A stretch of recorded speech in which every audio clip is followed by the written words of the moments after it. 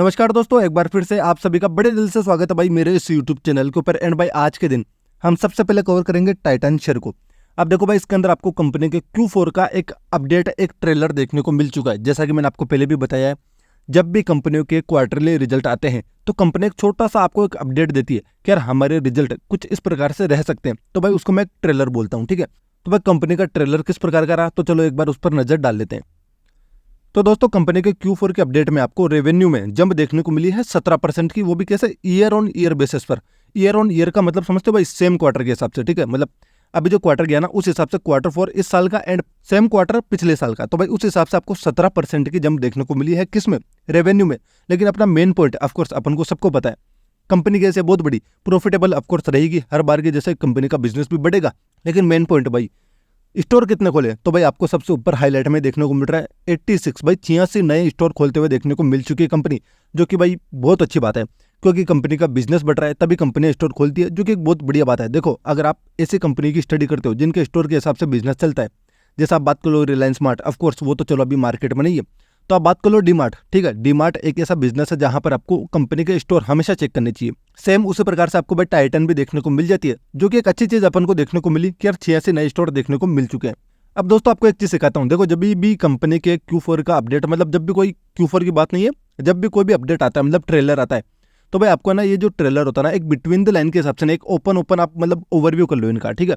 आप समझ लो यार, अच्छा ये सारी चीजें देखने को मिलेगी क्या इसमें, ठीक है। लेकिन जब रिजल्ट आएगा तभी आपको पूरी पिक्चर देखने को मिलेगी। इसका रीजन बताऊं, देखो कभी कभार मार्केट में जब आप एक्सपीरियंस कर लोगे ना, तब आपको समझ में आएगा।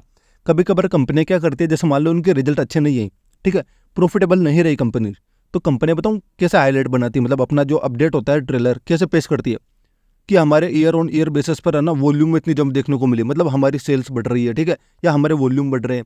तो कुछ ऐसी चीजें बताती है, या फिर आपको ऐसा बताएगी हमारे ऑपरेटिंग प्रॉफिट बढ़ रहे हैं।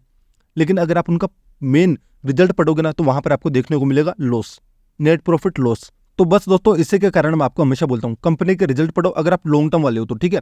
एंड दोस्तों, अगर आपको थोड़ा बिटवीन द लाइन पढ़ना है इस न्यूज़ के हिसाब से, तो आपको बता दो भाई, कंपनी के अभी जो 86 स्टोर खुले, इनको मिलाकर टोटल ओवरऑल कंपनी के कितने स्टोर हो चुके हैं, तो भाई आपको 3035 स्टोर ओवरऑल कंपनी के देखने को मिल चुके हैं। देन दोस्तों, सबसे इंपॉर्टेंट चीज, ठीक है, आज के दिन हम बात करेंगे इस कंपनी को लेकर जो मार्केट में मिथ है। अब भाई मिथ किस प्रकार से, पहली बात, बहुत से लोगों को लगता है टाइटन भाई अच्छा गड़ियों का काम करती है। हाँ भाई करती है, ठीक है। कंपनी का एक अच्छा खासा मार्केट शेयर भी है, मतलब अच्छा खासा मार्केट कैप्चर कर रखा उन्होंने गड़ियों के बिजनेस के अंदर, वॉचेस के बिजनेस के अंदर। लेकिन कंपनी का मेन कोर बिजनेस क्या है, कई लोगों को नहीं पता, ठीक है। तो उनको बता दो भाई, कंपनी का सबसे मेन मेजर बिजनेस है ज्वेलरी सेगमेंट का। ज्वेलरी सुनारी काम के अंदर कंपनी सबसे ज्यादा कमाई करती है, भाई आपको यहाँ देखने को मिल चुका है। ज्वेलरी सेगमेंट से कंपनी कितनी ज्यादा अर्निंग करती है, ठीक है। आप सेगमेंट के हिसाब से बात कर लो, रेवेन्यू की बात कर लो, मतलब सबसे ज्यादा अर्निंग अगर कंपनी की होती है, प्रॉफिटेबल कौन बनाता है, ज्वेलरी सेगमेंट। अगर इसके कुछ हो गया, मतलब ज्वेलरी सेगमेंट में अगर इसके अंदर कुछ होता है, तो कंपनी गई, मतलब ये मान लो। एंड अगर आप वॉचेस की बात करते हो तो ऑफकोर्स उससे कुछ खास फर्क पड़ेगा नहीं, क्योंकि कंपनी का मेन कोर बिजनेस क्या है, तो भाई ज्वेलरी का। एंड मैं आपको सच बता रहा हूँ भाई, मार्केट में बहुत से ऐसे लोग हैं जिनको टाइटन का नाम सिर्फ इसलिए पता है क्योंकि वो आरजे सर यानी राकेश झुनझुनवाला के सर के पोर्टफोलियो में था, ना कि बिजनेस के हिसाब से। उनको नहीं पता भाई बिजनेस क्या है। तो बस एक छोटा सा मिथ आप सभी का आई होप क्लियर हो गया होगा। देन दोस्तों, अगर कंपनी के थोड़े से फंडामेंटल अगर अपन ओवरव्यू कर लेते हैं, तो आप सभी को बता दूं कंपनी का सबसे बड़ी ब्रांड कौन सी है, भाई तनिष्क, बहुत बड़ा नाम है, ठीक है। मतलब इंट्रोडक्शन की जरूरत ही नहीं लगता मुझे तो। देन मार्केट कैप की बात करोगे तो 3.25 लाख करोड़ का कंपनी का मार्केट कैप, यानी एक लार्ज कैप टाइप की आपको कंपनी देखने को मिल रही है।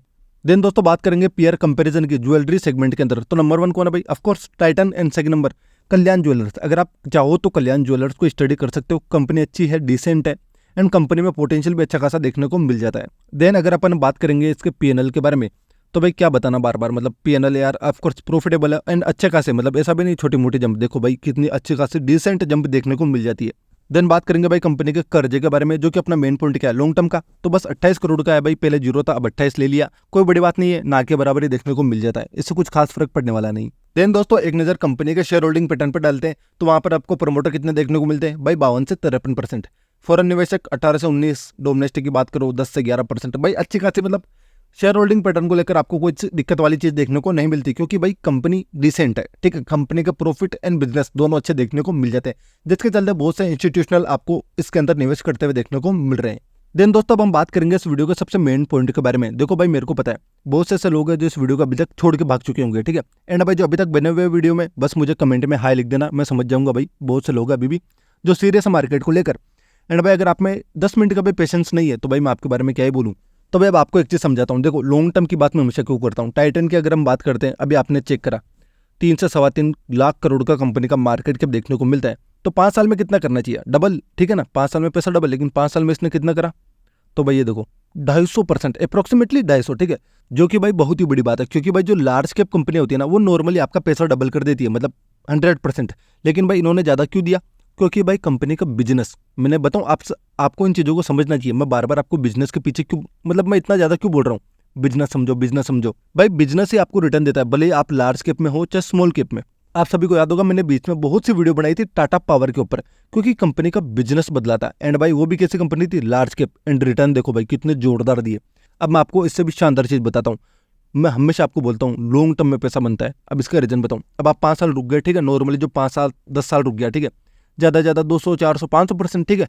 लेकिन अगर आप ऑल टाइम की बात करते हो कंपनी के मैक्सिमम चार्ट पैटर्न में, तो कितने ज़्यादा आपको देखो, मतलब परसेंटेज आपके सामने, मैं कुछ नहीं बोल रहा, ठीक है। लेकिन कितना रुका, मतलब मान लो जिनके पास शेयर होगा कितनी लंबी होल्डिंग होगी भाई। सन 1999 बराबर 1 जनवरी 1999।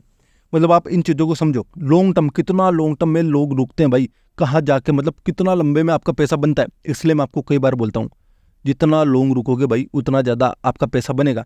देन दोस्तों ये तो सिर्फ आपका एक ऊपर का रिटर्न है, मतलब ये तो भाई ये शो हो रहा है। लेकिन इसके अलावा जितने भी डिविडेंड, बोनस, ये मतलब आप समझ रहे हो ना, कंपाउंडिंग वगैरह, ये आपको देखने को नहीं मिलती यहाँ पर। तो भाई इसलिए मैंने कई बार बोला है लॉन्ग टर्म आपको वेल्थ बना के देती है एंड शॉर्ट टर्म आपको सिर्फ प्रॉफिट। देन दोस्तों हम बात करेंगे अदानी ग्रुप के बारे में। तो भाई कंपनी इन्वेस्टमेंट करने वाली है 2.3 लाख करोड़ का, वो भी किसमें? रिन्यूएबल सेक्टर के अंदर। अब आपको एक चीज बता दूं भाई, ये जो बातें करते हैं ना कि भाई 2.3 लाख करोड़ का इन्वेस्टमेंट करेंगे, एंड भाई जिनका ये सवाल है कि कंपनी के ऊपर कर्जा भी है, तो भाई ऐसा मत देखो उनको, ठीक है। आप ये देखो कंपनी कितने टाइम की बात करती है। अगर कोई ग्रुप ऐसे बड़े बड़े इन्वेस्टमेंट प्लान की घोषणा करता है तो वो कोई आज या कल की बात नहीं हो रही, या फिर आने वाले 1 साल की नहीं भाई, वो कई सालों बाद की बात हो रही है। तो आपको यहाँ पर देखने को मिल सकता भाई। तो ये देखिए दोस्तों, कंपनी ने 2030 तक की घोषणा करी, मतलब 2030 आते आते भाई कंपनी 2.3 लाख करोड़ का अपना इन्वेस्टमेंट कर चुका होगा। एंड भाई ये जो सेक्टर है, मतलब रिन्यूएबल की बात कर लो या फिर रिन्यूएबल नहीं भाई, आप ईवी की भी बात कर लो, ठीक है, इन दोनों की बात कर लो। ये जो सेक्टर है भाई, आपका पैसा इतनी आसानी से नहीं बनाने वाले। आप अगर ये सोचते हो कि यार ये सारी चीज़ें, मतलब पैसा लगा दूंगा, फ्यूचर बिजनेस है मेरा, पैसा बन जाएगा, नहीं भाई, ठीक है। आपको बहुत लंबा रुकना पड़ेगा, आपको बहुत ही ज़्यादा पेशेंस की जरूरत पड़ने वाली है। अगर आप ये सोचते हो कि यार इतना जल्दी पैसा आसानी से, नहीं भाई, मैं आपको क्लियर बोल दूं, मैंने कई बार पहले भी बोला था, लॉन्ग टर्म जितना रुकोगे इन सेक्टर के अंदर तो ही आपका वेल्थ बनेगा। छोटा मोटा प्रॉफिट बन जाएगा, ऐसी कोई बड़ी बात नहीं है। टाटा पावर ने आपको नॉर्मली प्रॉफिट तो दे दिया, चाहो तो निकल जाओ, ठीक है, रिकमेंडेशन नहीं है भाई। लेकिन वेल्थ की बात करते हैं, क्यों? अब भाई अगर आप नॉर्मली देखो, क्या अपने आसपास ये सारी चीजें आते हुए देखने को मिल गई? क्या ईवी नॉर्मली चल रही है? क्या फिर रिन्यूएबल हर छत के ऊपर आ गया, मतलब हर घरों के ऊपर आपको सोलर पावर देखने को मिल रहा है क्या? तो भाई आप ऐसा देखो, बिजनेस में अभी तक कितनी ग्रोथ बाकी है।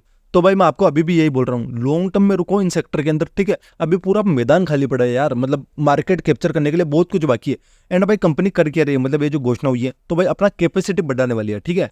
एंड भाई आपको यहाँ पर देखने को भी मिल रहा है, the company aims to increase the capacity. Of course भाई कंपनी बिजनेस एक्सपांड कर रहा है, किस लिए? अपने बिजनेस को बढ़ाने के लिए यार। दिखती सी बात है ना, अगर वो इतनी ज्यादा पावर जनरेट ही नहीं कर पाएगा एंड पैसा फूकता रहेगा, मतलब नॉर्मली प्लांट इधर लगा दिया उधर लगा दिया एंड उतनी कैपेसिटी नहीं जनरेट हो रही, तो क्या मतलब है? तो दिखती सी बात है भाई, कंपनी का मेन पॉइंट क्या है? प्लांट जो लगा रहा है उसके चलते कंपनी कैपेसिटी अपनी बढ़ाना चाह रहा है, वो भी कितनी? 2 गीगावाट से भाई आपको कितनी 30 गीगावाट तक, जो कि 2030 तक का प्लान है। देन दोस्तों जिनको जानना है कि यार रिन्यूएबल सेक्टर के हिसाब से और कौन कौन सी कंपनियां है, तो भाई मैंने आपको कई बार बताया। सबसे पहले भाई अगर आप जाना चाहते हो बिल्कुल सेफ के हिसाब से, तो टाटा पावर नंबर 1 देखने को मिल जाती है। देन ऑफकोर्स अदानी ग्रीन आपको देखने को मिल जाएगी, ठीक है। एंड इसके अलावा भी अगर आप कोई कंपनी में जाते हो तो मैं आपको ये बोलूंगा JSW ग्रीन, ठीक है, ये भी एक अच्छी खासी डिसेंट कंपनी देखने को मिल जाती है। तो बस दोस्तों ये जो 3 कंपनियों को मैंने आपको नाम बताए, इनको कोई भी प्रकार का रिकमेंडेशन मत समझना। एंड भाई लॉन्ग टर्म में ऑफकोर्स इस सेक्टर के अंदर आपको रुकना पड़ेगा, तो ही आपकी वेल्थ बनेगी। तो बस आज के लिए इतना ही, एंड आने वाली वीडियो में फिर से मुलाकात होगी। जय हिंद गाइस।